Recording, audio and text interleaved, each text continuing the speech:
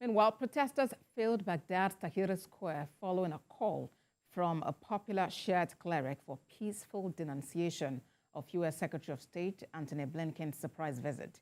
The militia also said it was working on shutting down U.S. interests and diplomatic missions in Iraq, as well as prohibiting American citizens from entering the country, adding that they will achieve their goals in non-peaceful ways.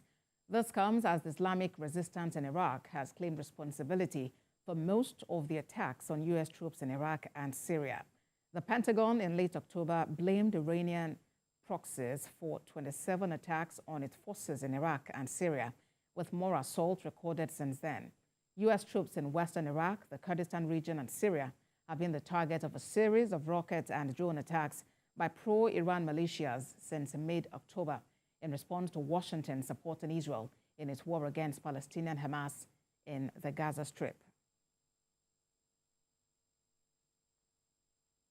Joining us to discuss the turn of events and updates on the Israel-Palestine war is distinguished diplomat in residence, School of International Service, American University, Earl.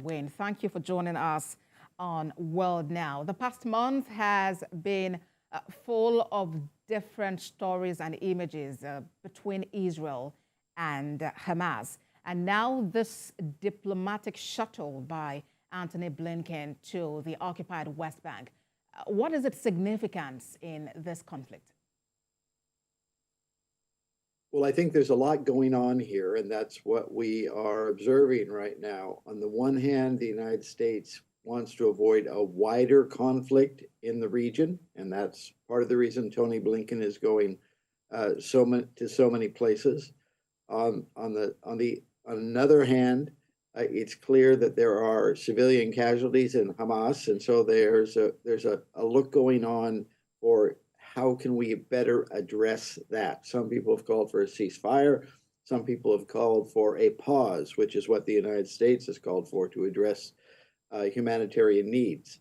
On the other hand, the Israelis say that they need to keep their military offensive underway if they are really going to respond to Hamas and the terrorism that they faced earlier. So there's a lot going on here. There's debate in the United States, there's debate in the region, in many countries around the world about how to handle this.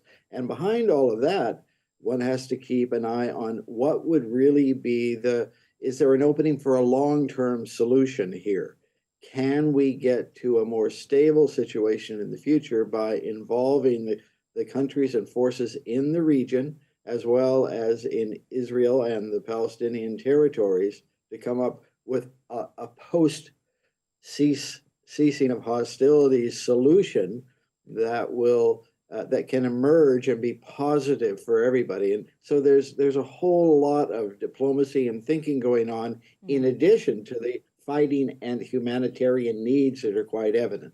Indeed, a lot is going on. And quite profoundly, Mr. Blinken mentioned to the Palestinian president that Palestinians must have a say in whatever comes next for the territory after the conflict, although we are unsure when that conflict would even be over. But what do you think this statement actually means? Well, I think Tony Blinken has been trying for several days now to open the possibility of re-looking at how Palestinians can govern both the West Bank and Gaza in a way going forward. I think even the Israelis realize that they do not want to try to govern Gaza going forward, and so there has to be some creative solution.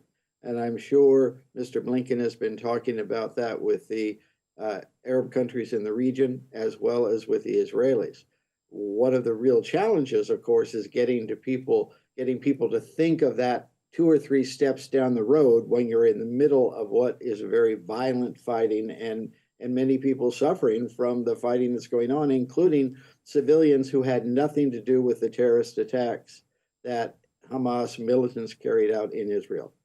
Indeed. And well, the U.S. has constantly restated its support for Israel, although telling it to fight by the rules of war. But then you notice that visit by Antony Blinken to Iraq was actually greeted with protest. A number of people seem uncomfortable with the U.S. support for Israel, even as this conflict rages.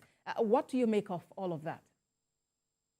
Well, I think it's true that the sympathy of most of the population in most Islamic countries is very much with the Palestinian population because they see there has been a lot of suffering over many years, and they would like to, one, stop the violence that's going on now, and two, find a way to better care for them. So that's not unusual that there is sympathy for them, and then there would be criticism. On the other hand, it's in everybody's interest in most of the region to avoid a wider conflict, but there is a real danger that this could expand.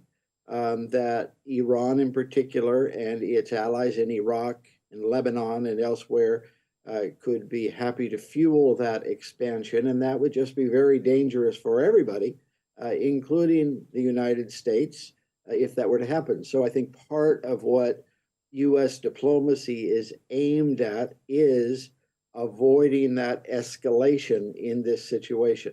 I think it's fair to add, however, that in the United States, there is public debate going on about the proportionality of the violence that's taking place in Israeli actions in the Gaza Strip. And so there is an active debate about should there be a ceasefire? Should there be a humanitarian pause? Is there enough care being taken to protect civilians, even as the justified actions, as many see it, of going after terrorists in the Gaza Strip? So it's not an easy solution to find in front of us for anyone.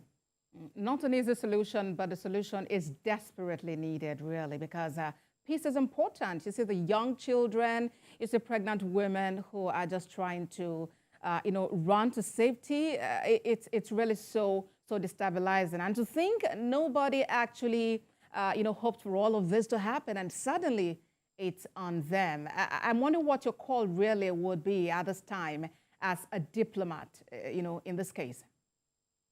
Well, I think as a diplomat, and I hope other diplomats other than just American diplomats are going to be working hard to be looking at these short, medium, and long-term solutions that can de-escalate, that can protect innocents, that can bring people back into dialogue and can get people talking about a framework that would be good for the Palestinian people going forward, and give Israel that sense of security that it also needs as part of a peaceful long-term solution. So the diplomatic agenda is tremendously important. And I think it's important to remember from everybody's perspective all the negative things that could happen if this becomes a wider conflict. It could have implications for the rest of the world in the economic sphere, for example, if it somehow started touching energy supplies more broadly. And the world economy does not need that. So there is broad interest, should be for many nations, to support diplomacy to get through both this immediate humanitarian crisis, deal with the problem of terrorism, and get to a framework that can provide a stable and responsible governing situation for both Palestinians and security for Israel. And I think it's important just to note also that Israel was already going through a domestic political crisis, and that those issues are still waiting to be resolved while this conflict is going on. All right, then I must sincerely appreciate you for sharing your thoughts with us on the World Now. Distinguished diplomat in residence, School of International Service, American University, Earl, thank you so much for talking to us on World Now. Thank you for inviting me.